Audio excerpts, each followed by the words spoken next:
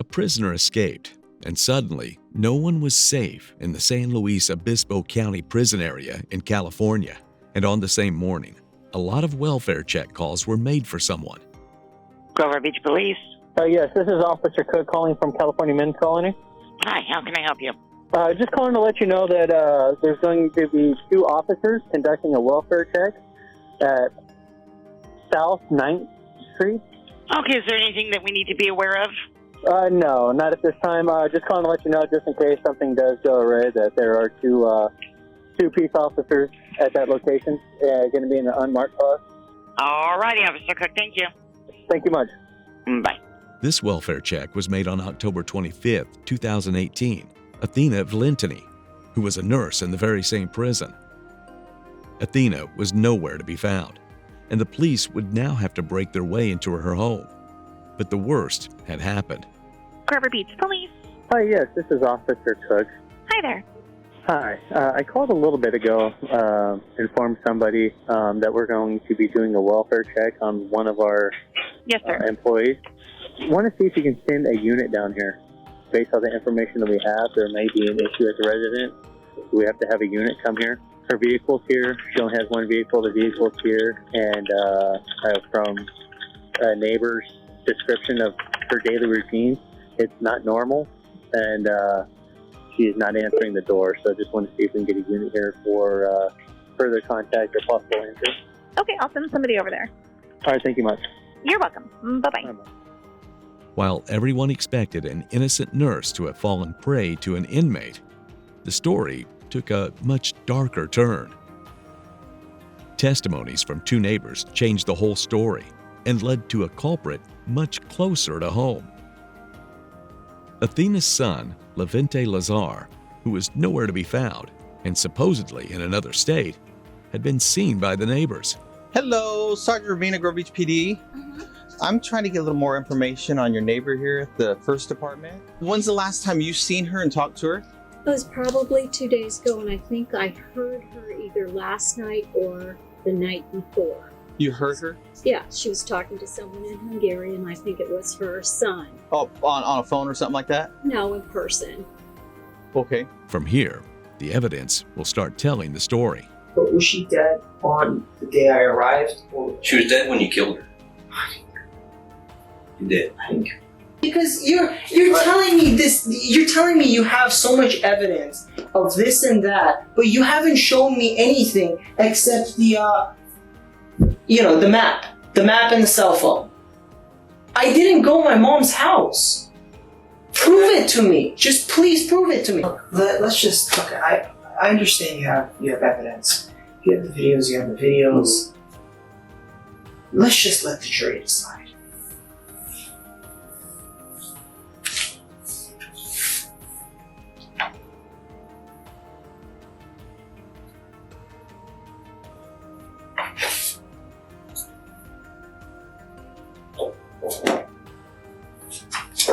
Let's rewind a little here.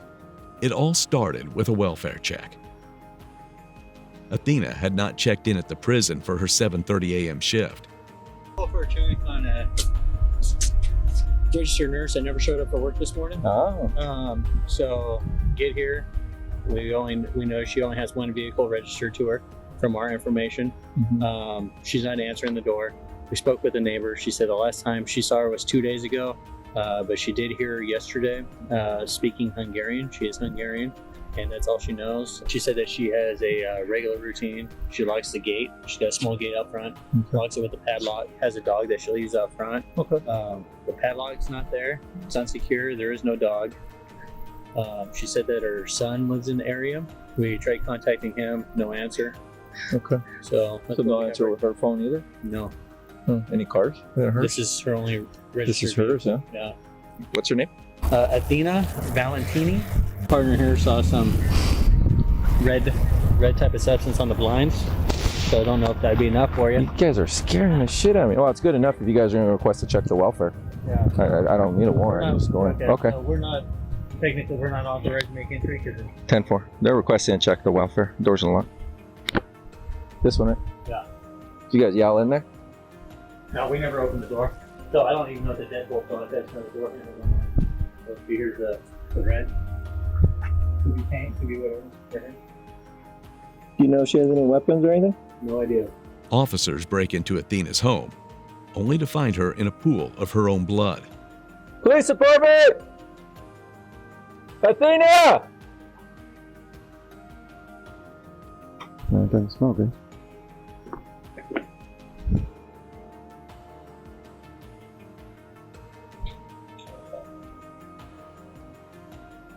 Athena! Police department!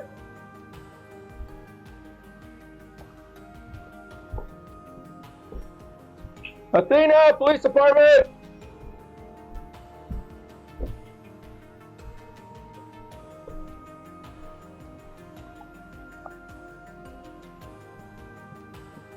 Yep. 1144.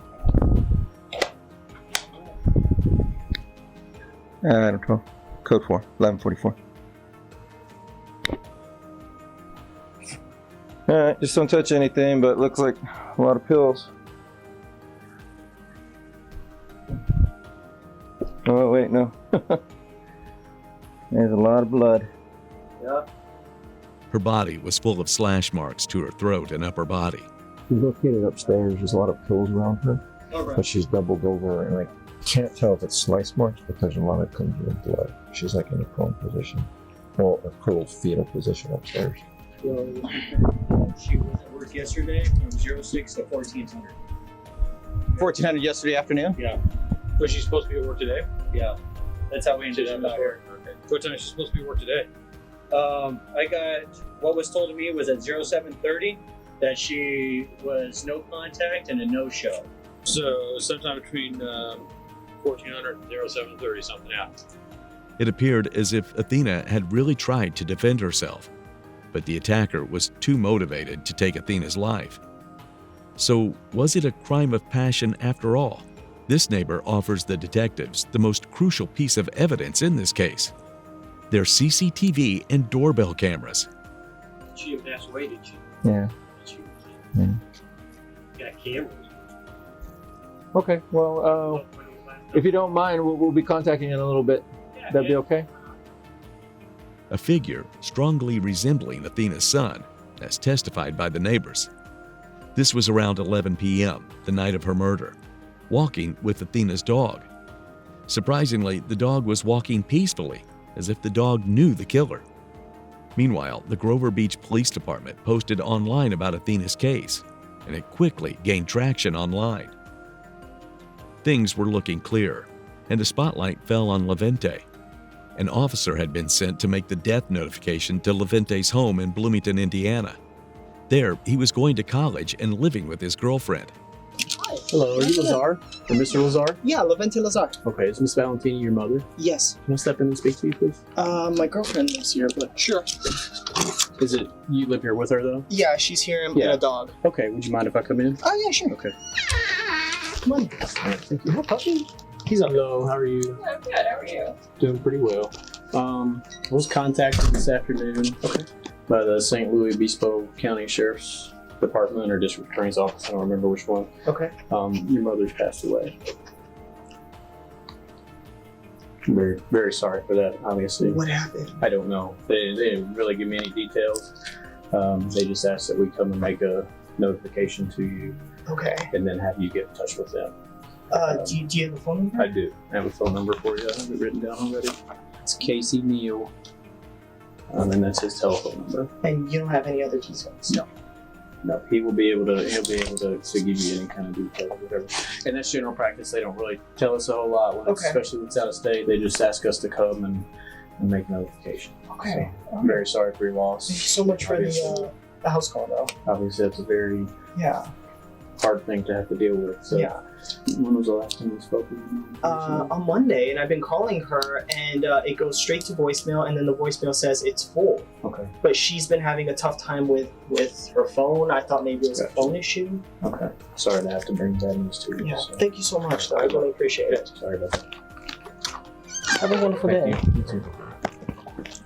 And though this officer was not familiar with the case or the first suspect, he too felt that things were off from the start.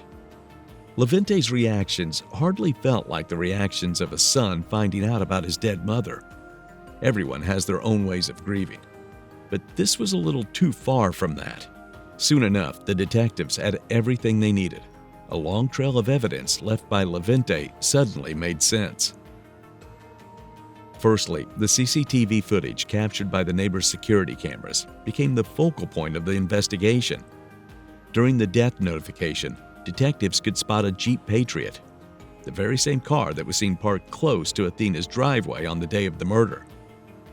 Even more convincingly, Athena's dog is seen willingly walking away with the killer, a dog that was described as being aggressive with strangers and obedient to a very close few, like family. Secondly, Levente's car was not only seen right in front of Athena's home on the day of the murder, but when tracked to its license plate number, it showed that Levente had traveled the whole day of the murder. He drove from Bloomington to California just for this, making this act potentially a premeditated murder.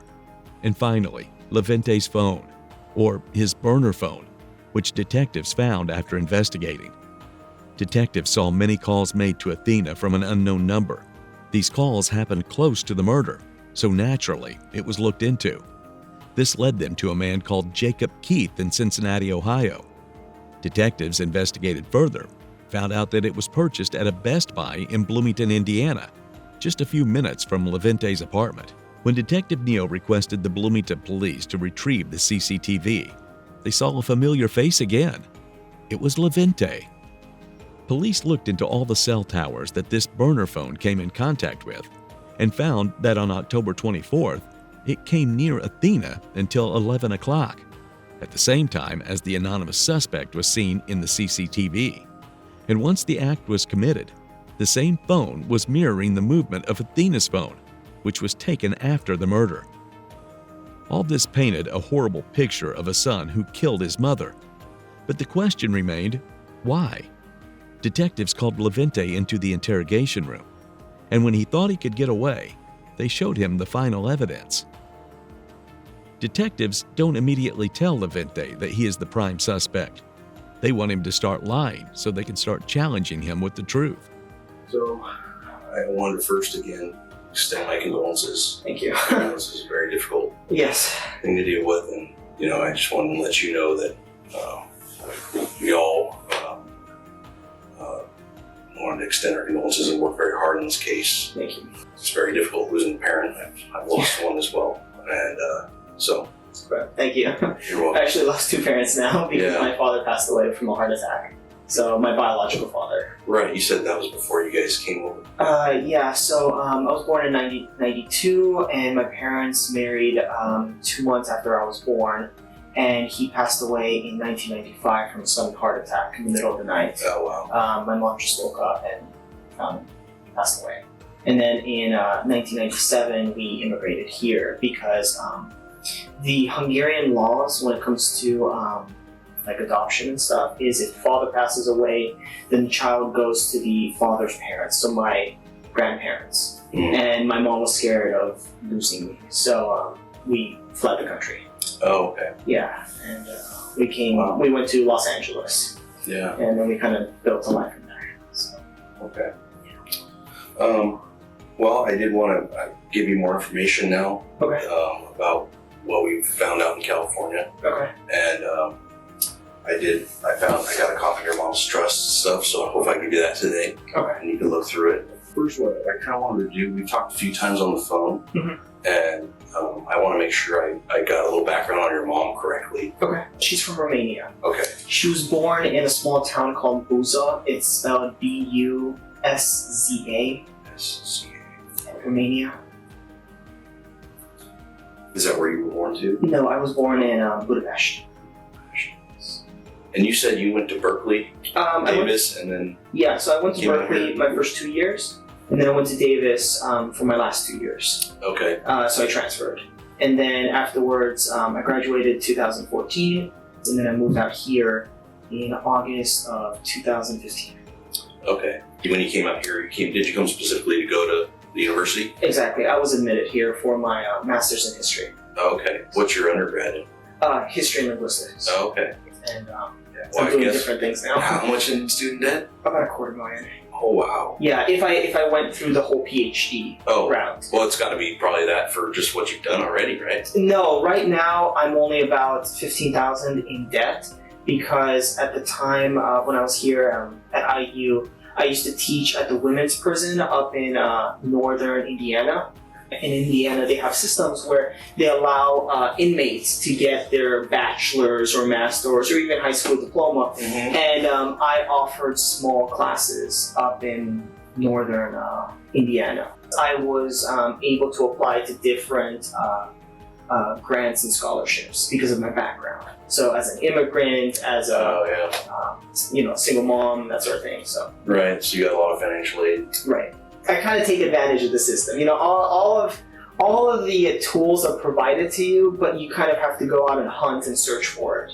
Yeah. So that's exactly what I've been doing, and it kind of pays off. It seems cold not to care so much about your dead mother, and rather only talk about how well one manages the fund.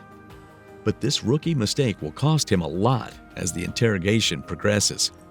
He has given away the key to his motive. Watch as detectives slowly corner him. I think the case was settled in 2009. There was kind of a stipend laid out for me. So between 2010 and 2013, I would receive about $15,000 a year. Okay. So I didn't have to work when I was in college, basically. I was very lucky. Mm-hmm. Then in 2017, I received $90,000, and I paid off most of my student debt there. I put most of it in my savings, opened up an IRA account, started trading, kind of looking long term.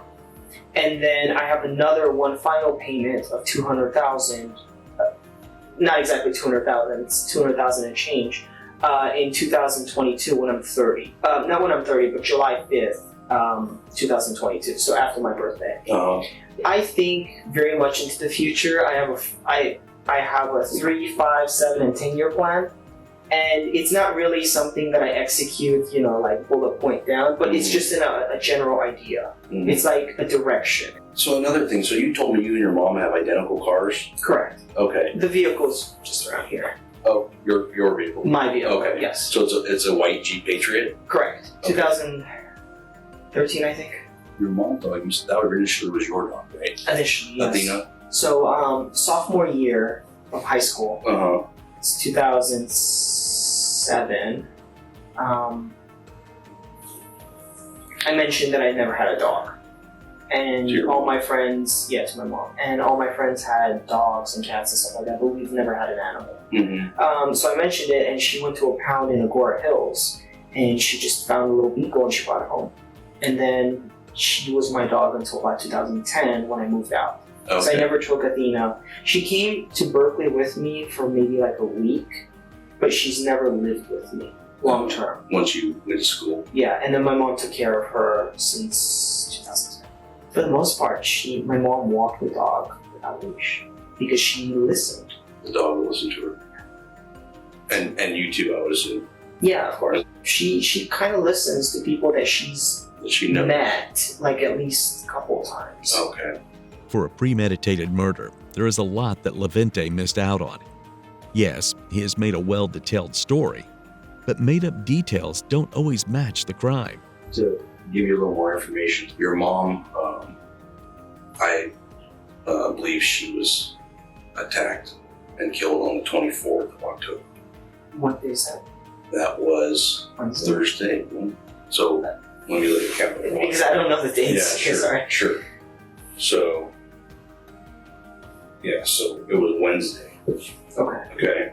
So you talked to her on Monday, right? Yes. And then you went to Indianapolis on Tuesday. It was the 23rd.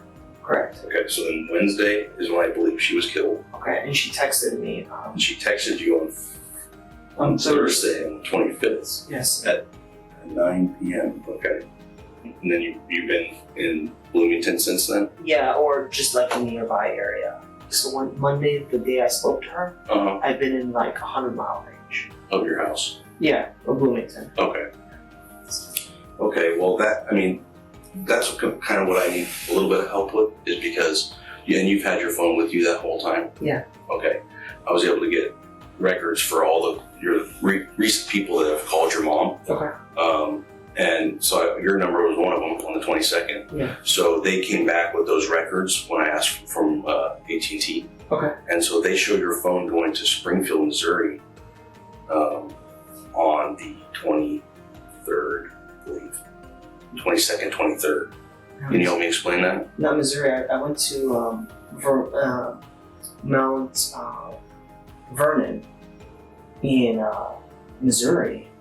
But that was, I'm sorry, in Illinois. I thought that was Illinois. Yeah, but that's as far as I went. I didn't go to Missouri that day. Huh. Or that week. Really? Missouri was the earliest time I was in Missouri was in June. Okay. Of this year. Okay. Yeah. And that's the only phone you have? That's the only phone I had. I had this in January of last year. Huh. No, it's just strange. I mean, so basically when our phones travel, they talk to cell phone towers. Correct. Right. So you're a smart guy. You probably know better than me. Every time they connect to a tower, it shows the tower's location. Yeah. Your phone has to be within close proximity of those towers. Right. So the fact that your phone shows going, from your house basically to the Springfield, Missouri. I understand. On the 22nd, 23rd. Yeah. Okay. I was not in Missouri this month. Last month, June was the last month I was in Missouri. Huh. Late June. And the other curious thing is, so on the 25th, your phone is showing up in Texas, and it tracks all the way back to your house from Texas. I was not in Texas. Last time I was in Texas was when I moved out here. Oh. That was 2015 because I drove here. Okay. Yeah. When I looked at your phone records, what I did was I looked at the other callers that called your mom. Okay. And I found another Cincinnati, Ohio number that looks like it was traveling with your phone to your mom's house. And I don't have another phone either. Yeah, well, so when I looked at that and I put the two records together, I understand. I have a map from your house to your mom's house. Oh, to my mom's house? Correct. Okay. With those two phones, it maps directly from your house on the 22nd to your mom's house on the 24th. I can promise you, I was not. Okay. I was not in California. Okay, listen to me for a sec here. So when I looked at that, yes, I checked. There's other systems that we can check that they have what's called a license plate reader. Okay. Okay. And when a license plate gets scanned on that as you're driving down the road, it takes a picture of your car. Okay. And the picture it took in Texas and in Arizona and California is a picture of your car. I was not in California this year. All right, except in January. Okay, listen to me a little bit. I'm listening. Okay. All those records clearly show it was your Jeep. Okay. There's video surveillance cameras on your mom's apartment. Did you know that? I did not. Video surveillance cameras show you going into your mom's apartment when she was murdered. Okay. So what I'm here to do today to talk to you is about, I already know that you're the one that went there. Okay. I need you to help me understand why you did this to your mom. I didn't do anything to my mom. Levente, it's clear to me. There's clear as day, unfortunately. We went and bought that phone at Best Buy. You're on video there buying that phone, the Cricket wireless phone that you used during this trip. I have you on video there. I have your video on your mom's house.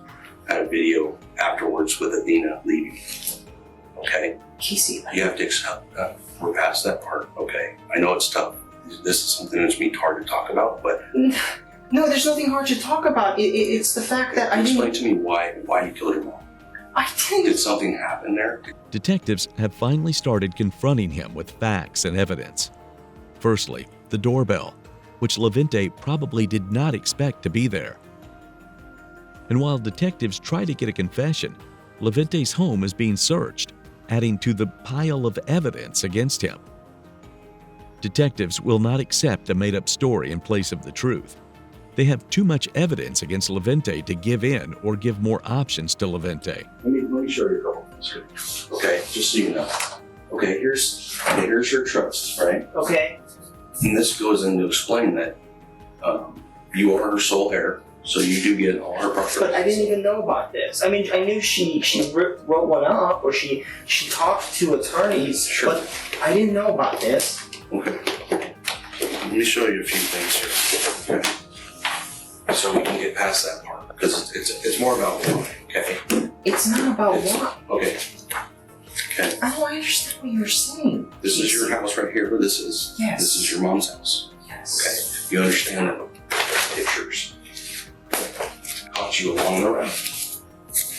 That's your Jeep, correct? Yes. Okay. So what you're telling me about being in Indiana and never leaving and not seeing your mom in January of this year. No, I saw her in is January. clearly, well, you were at her house on the 24th of I October. was not in her house. Of October of this year, I was not. Levente, do you see what I'm showing you? You want to see more? Your pictures of your Jeep was taken all along your route with you in it. Okay? The video at your mom's house showed you driving by at 3:30 that afternoon, okay, in your Jeep. Okay? Understand what all this says is that you were. So for you to sit here and tell me that makes zero sense, and it doesn't look, good for you. Okay? What I'm trying to understand is, did something happen when you were there that caused a struggle with your mom? No. Were you just mad at her? Do you need money? No. I don't need money. So what happened? Tell me what happened. I don't. That's the only way we're going to understand this a little bit better. Because you seem like a very intelligent, smart, and a nice person. And something had to have happened that Casey, day. nothing. We all make mistakes. No. Okay? I mean, I understand everybody makes mistakes, but no, First of all, as you pointed out, I had a rough childhood. Yeah. But you know what? I've always had my mom. Always had my mom. She was the number one person, with the exception of the dog, that I could go to. Mm-hmm. There's no reason for me to hurt her. I never hurt her. I never did. If anything, I went out of my way to help her all the time. There's no... Can you explain this? I cannot. I absolutely cannot. But I did not do anything to her. I really did. Your mom, you called her that day several times, and she actually told her friends about it and left voicemails about talking to you. Yeah. On the 24th. Yeah, I spoke to her. You told me earlier that you didn't. You said on the 22nd. But you called her from the phone that you bought at Best Buy. I didn't. I only have one phone. I only have one phone, Casey.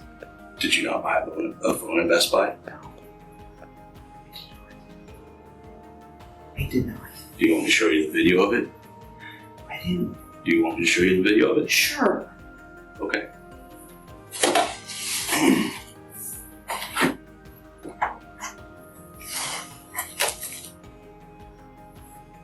Do you not believe I have this?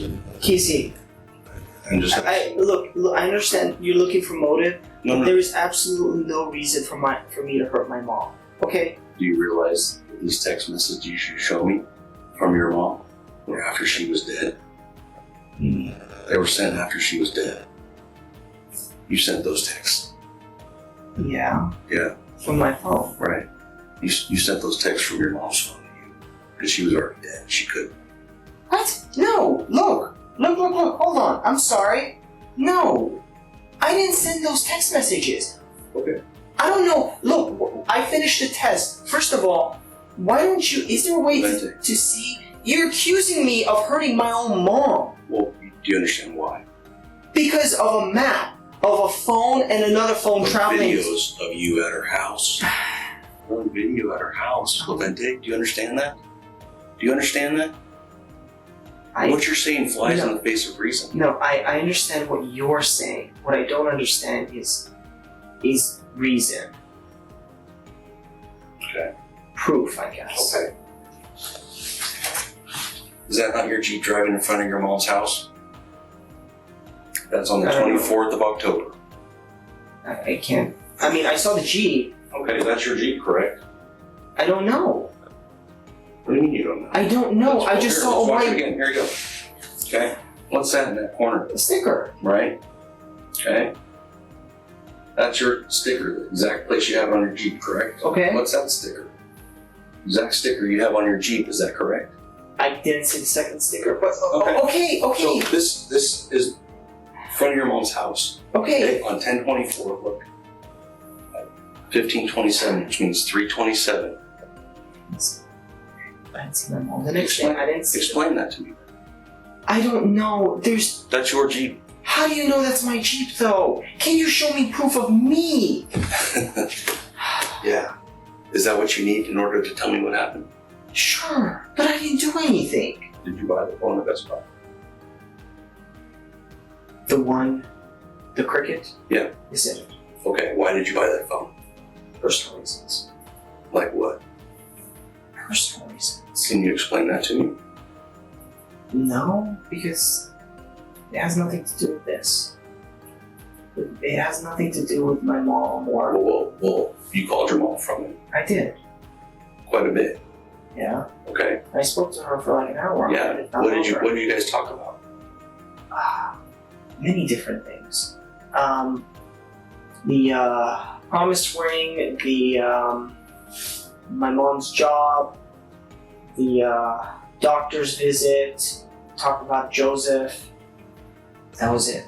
Why did you have to buy that phone for those conversations? Personal reasons. I also made other calls. Okay, to who on that phone? To other people that are not at all related to this. All the evidence collected so far is enough for a conviction, but a confession would seal the deal to put this monster behind bars forever. But he will give it a final shot to get away and come up with the most stupid story in the coming seconds. What's Hannah going to tell me when I talk to her about where you were? And I was not there. What's she going to say? What'd you tell Hannah? I was in California. But I didn't go see my mom. I didn't see her. I drove by her place. What'd you I went to Los Angeles. I went to Los Angeles too, and I could prove it to you. I could show it to you. Okay. To buy marijuana. Right? Okay. And I bought medicinal marijuana. I went to it's on Venice Street in Los Angeles. That's what I went to California. Okay. And how do you show that to me? How? Yeah. I have weed in my house. Okay. And how much weed did you buy? About $120 worth. $120 worth of weed? Yeah, it's 15 grams. Okay. That's it. So that's why you came to California? I know it sounds ridiculous, but I don't know anyone here except Hannah. Hannah is not going to go ask people. I'm not going to go ask other people either. She's in medical school. Okay. What did you tell Hannah? That I was going to Chicago. And why did you tell her that? Because she doesn't like it. She doesn't like, because she's in medical school, she's worried about, like, first of all, this is Indiana, they don't have any, if I got caught smoking weed here, she would get in trouble. Because of that, I kind of kept it a secret from her. Okay. So what day did you leave to go to California? Tuesday. Tuesday, which was what? What's the date on Tuesday? 23rd. Okay.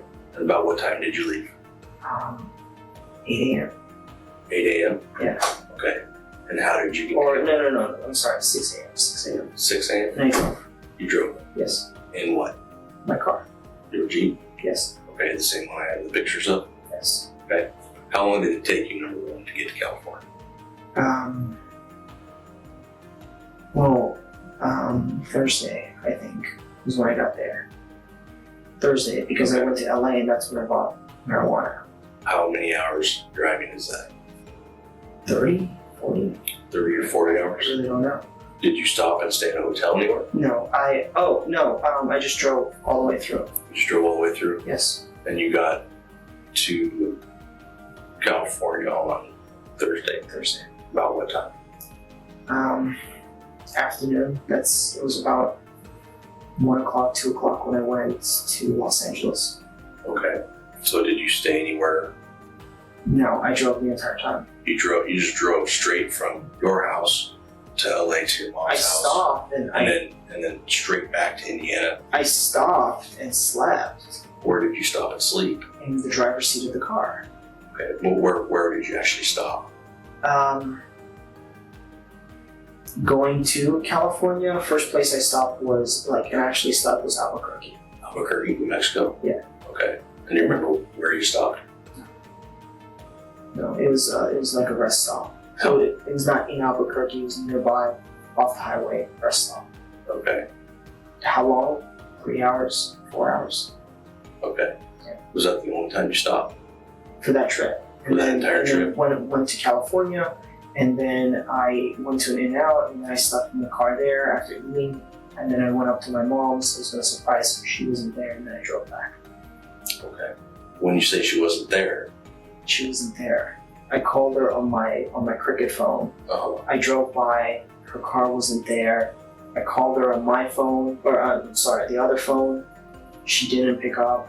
I guess she was at work. I had to get back.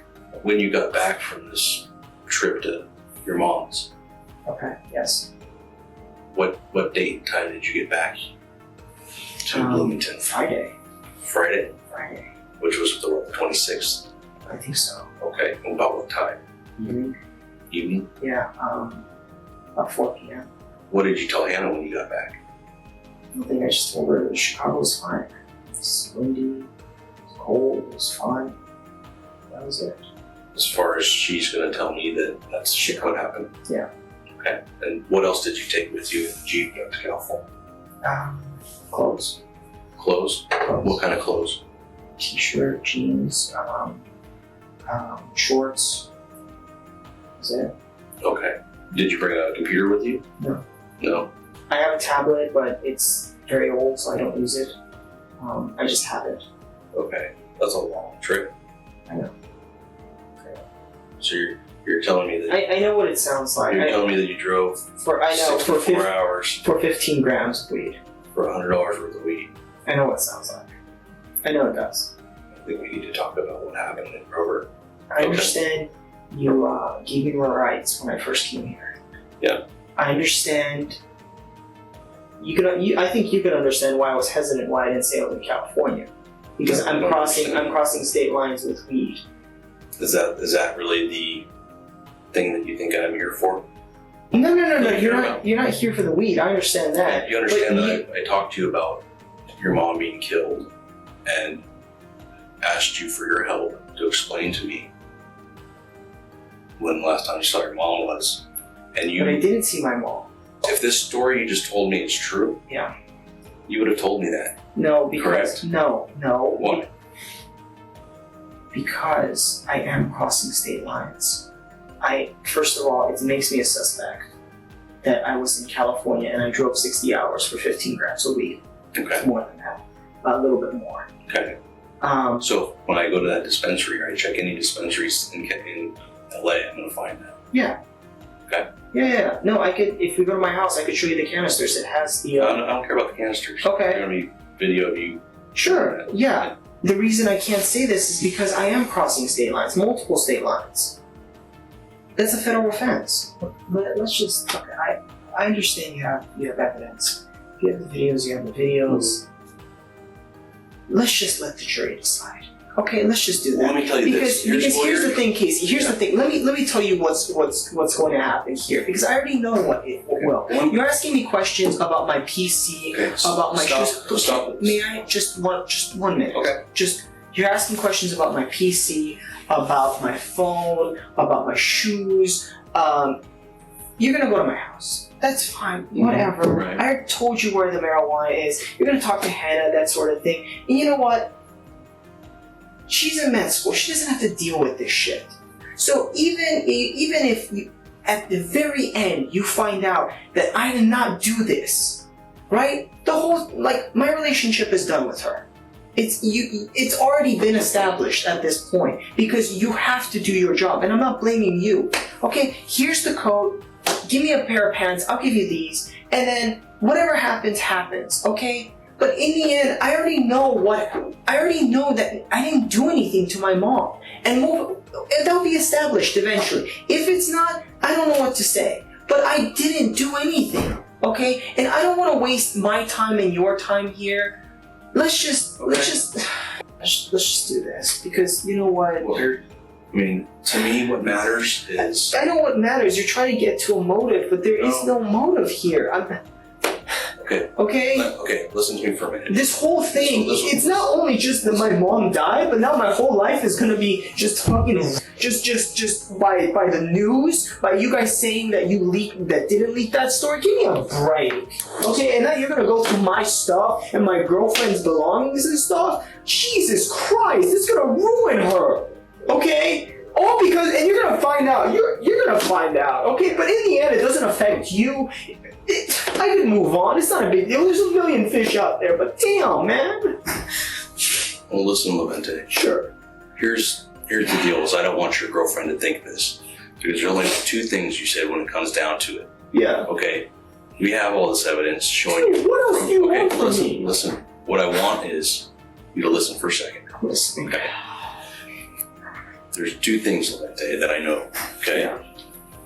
One, it's not about who did it. Okay, I know you did it, but here's what like the jury's going to see, or Hannah's going to see. More importantly, is you either one, you're a cold-blooded killer who has no remorse and killed your mom, planned it, did it, or two, something would happen there when you went to see your mom that I don't know about that you can fill in, and that's the only thing that the jury or Hannah needs to know about you.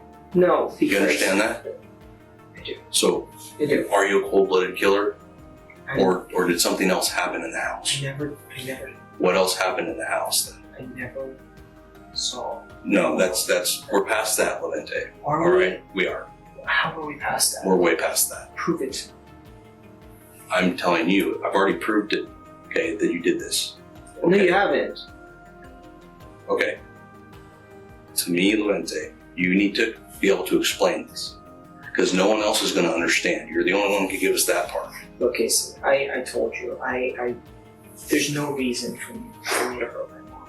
Okay, you want to brand me as a cold-blooded killer? I don't want to brand you, or the jury. Fine, but we'll see. But you don't have the evidence. Did something else happen then? No, because I didn't see my mom. I did not see her, like face to face, like interact with her. I did not see her that week. I wanted to surprise her. I wanted to tell her in person that she is going to have a daughter-in-law. And did you tell her that? No, because I didn't see her. I was going to tell her in person. She's been having a tough time with her neighbors. So I wanted to give her some happiness for once. And I wanted to tell her. Not over the phone, face to face. And then tell her, look, why don't you take a week off or something like that in December so you could come to Florida and meet her parents? I've watched the videos with my own eyes. I've looked at all the cell phone tower data. I've looked at all the license plate reader. Yeah. I've watched her apartment complex. There's video all around it. I'm not denying. Okay, and you go in that house. You go in that house on video. I don't. You do. I do not. The fact that we know all these things. How do you think I knew about you leaving with a dog? How do you think I knew about... Because you showed me a video of some guy leaving with a dog. No, I saw another video of you going in. Okay? That there's no doubt in my mind you were in that house. Tell me what happened in the house that night. Maybe it's something different than what I think. Nothing happened. What happened in the house? Nothing happened because I didn't go in the house. I didn't see my mom. You parked up the street, okay, and you walked down to the house. And then afterwards, you walked back up to your Jeep, and you get in your Jeep and you drive, and you leave the area at about 11 p.m., okay? You get rid of her, or turn her mom's phone off right after that, okay? So her phone goes with you, with your Cricket phone and your other phone. We're communicating with towers right from her house, okay? You took her phone with you. I did, because I didn't see my mom. I didn't go in the house that day.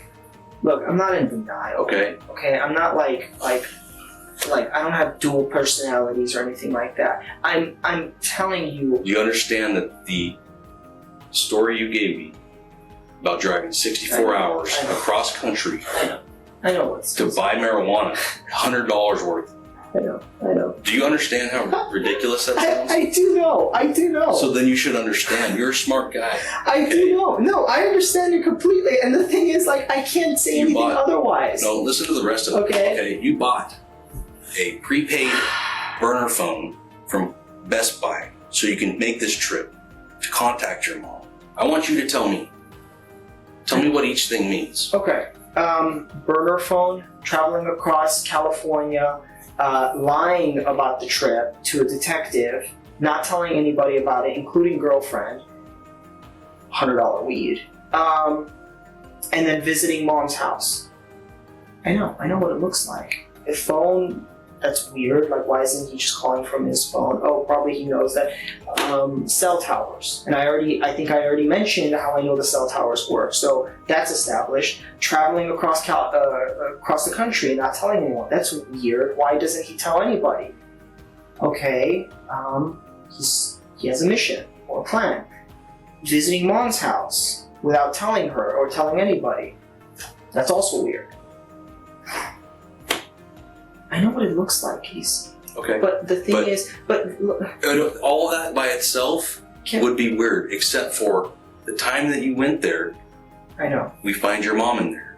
Okay. There's some other reason that I don't know about other than you're just being a cold-blooded killer. You know, you can tell me that. From 0 to 100? Yeah, it happens. I've been doing this job a long time. It happens to everyone. People make mistakes. People get frustrated. People get angry. People need things in their lives that they don't have. So there's a lot of reasons people go from 0 to 100. You've been to my mom's house. There's nothing I need in there. Even the promise ring. Like, I don't care about that. I did not go in the house. I didn't. How can you say that? How can you sit here and tell me that when I know different? How can you sit here and tell me that? Because... Do you know how ridiculous that sounds? Because That's ridiculous. That won't make sense to anybody else either. Do you understand that? The only thing that's going to make sense is if you can help explain what happened in there. I can't, because I didn't go in. I can't tell you what happened if it didn't happen, correct? I can't. You're choosing not to because it did happen. No, it didn't. This was the easiest case that fell into the laps of the detectives because of how easy the suspect made it to get caught. Even after so much bulletproof evidence, yet another thing was found. Before the detectives made a welfare check on the morning of the murder, Levente's iPad had been connected to the Wi-Fi of a very close-by location of McDonald's. And there, he made searches like Levente Lazar, murder Grover Beach, Levente Lazar, suspect Grover Beach, and murder Grover Beach on 9th Street. This came at a time when even the detectives involved did not know about Athena's death. History showed that he was searching for these exactly at 11 a.m., but Athena's body was not found until 11:49 a.m. This rookie mistake cost Levente heavily, and detectives finally had a chance to deliver justice. This case goes to show that sometimes the killer is way too close and someone we will never see coming. Levente spoke a lot about his financial stability, but in the end, it was all to hide his debts and the true motive. Turns out, he had been in losses for about $49,000 in the stock market. He also owed $70,000 in student loans and $12,000 to the IRS. In all this, money became the motive, and for an insurance claim, he did the unthinkable to his mother. After the detectives managed to make a bulletproof case against the accused Levente Lazar, he was tested and sentenced to life in prison without the possibility of parole.